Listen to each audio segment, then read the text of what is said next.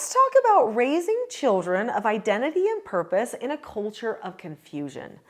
I'm Nicholeen Peck, and I teach all over the world about parenting, good communication, how to build strong family bonds, child development, and education, all through the lens of the principles self-government. And in this video, we're talking about raising a different kind of child, one who is more secure in their identity and purpose. In this video, we're going to talk about some insights into the culture, which might help you know a little bit about what's going on and why it seems difficult for children to grasp more of a purpose to their lives. And then we're going to talk about 4 things that you can do to raise your children with identity and purpose.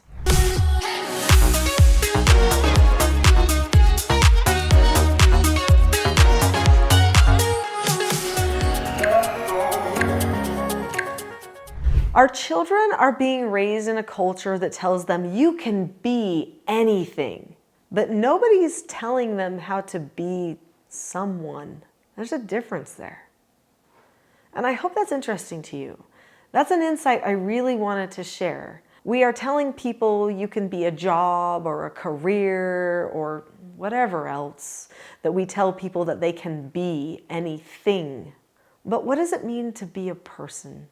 To be someone who matters to somebody else, who has relationships, who's healthy emotionally, who cares for other people, who's a good person? What about those things? Those things are part of being someone. So why don't we care about those things in our culture today? Have you thought about that? I remember when I was a little girl, they started that mantra of you can become anything you want to be. I mean, does that mean I can become an ice cream cone? Because I really like ice cream cones. Does that mean that I can become a car? No, I can't. I can't become some sort of animal or inanimate object because that's not what I am. So we started this dialogue that actually is very confusing. Instead, we should probably be telling people what Buddha said, which is the purpose of life is to find your purpose in life and then do it. Meaning every person has a reason that they're here. And sometimes we don't know our reason till later, but when we find the reason, something happens in us. We change in some way. We feel a spark of energy. We feel a sort of empowerment or ambition. It may even feel like to do something. To become something is even more powerful than that. We all know in our heart of hearts who we ought to be. The version of ourselves that is the best, that's the most developed. We know who we should strive to become. Some of us fight it tooth and nail because it takes work and we don't like it, but we know. But do our children know that that's what they should be looking for?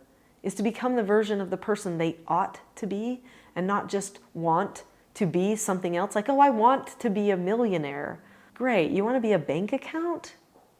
Why should someone want to be a bank account? That doesn't help them be a good person. That's not really a quality. And a person with identity and purpose, a person who gives something to the world has qualities that are very different than just some person with a career. For years, I've taught my children about mission and living with mission and purpose in their lives, and now they're doing it. They're off on their own and they're finding people to share their lives with that also have this idea that life is bigger than just a job that you have. It's about family, it's about relationships, it's about giving something good to the world. It's just bigger somehow.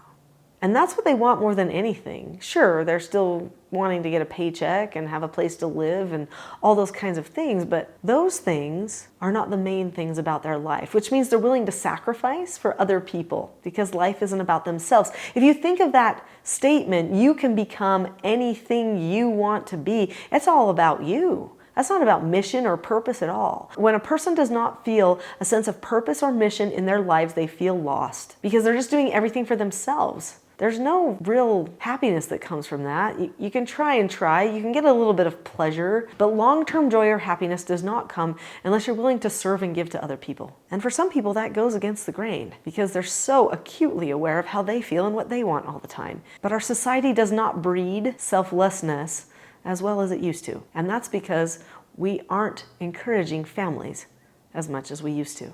So let's talk about 4 things that you can start to teach in your home so that you can raise your children with a sense of identity and purpose. And by the way, if they're one of those lucky children that gets raised and becomes an adult and they understand that life isn't just about themselves, but it's about having a larger purpose, and if they know who they are and they're confident in that, they will be rare, because people aren't spending their time focusing on that right now. So number 1 is roles. Who are they? A role is different than your responsibilities. You might have a responsibility to do the dishes. Well, anyone can do the dishes or make the dinner or bring in a paycheck. But what is your real worth to the group? It comes with the connection, how they see you, what presence they need you to be in their life. Do you provide teaching, security, direction, nurturing, protection? What is your role to them? What is your child's role? When they're young, one of their main roles is to be a learner.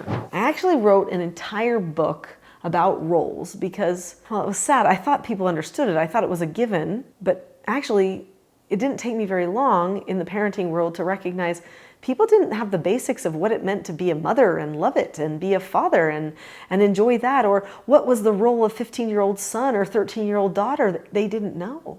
And if you don't know who you are, you don't know where you're going, says the Cheshire Cat, right? From Alice in Wonderland.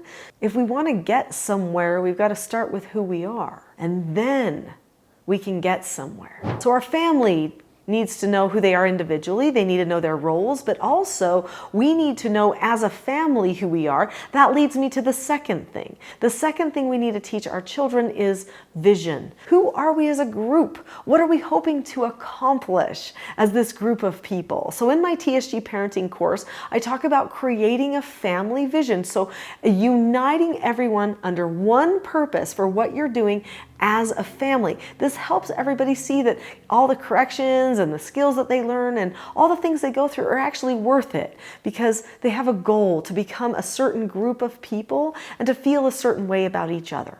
Number 3 is to be anchored in truth. Anchor, that's heavy, that keeps you down. The world would have you flit from thing to thing, but if you're anchored in truth, then that means that you're filling your life with truth on a regular basis. You know, I know what my source of truth is, and I go to God. I'm a religious person.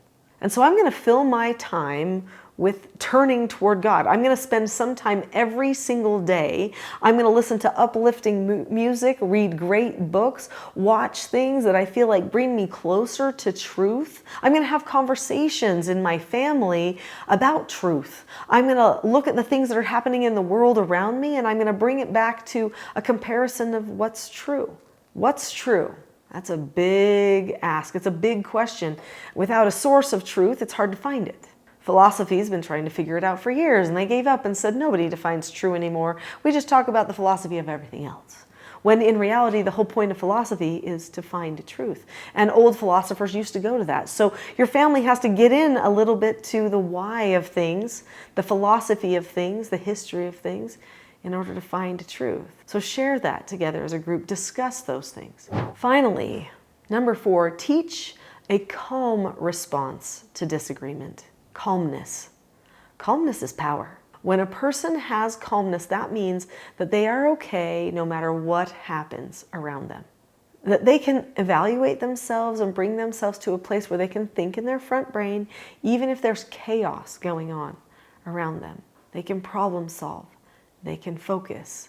I know for some people it's harder than for others. If you're one of those people that has a difficulty focusing in and processing calmness when things are happening around you, then you might have to change the dialogue that's going on inside your head.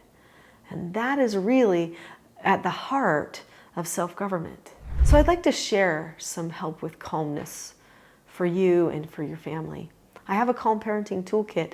It's on my website, teachingselfgovernment.com. And you can get it right now for free. So if you go to teachingselfgovernment.com and you get that Calm Parenting Toolkit today, then you can start on the road to calmness. This is not the full course. It's not the full training. It's a mini course, just 10 tools for calmness. It won't take you long to go through the course, but I do promise you that afterward you won't see the world the same.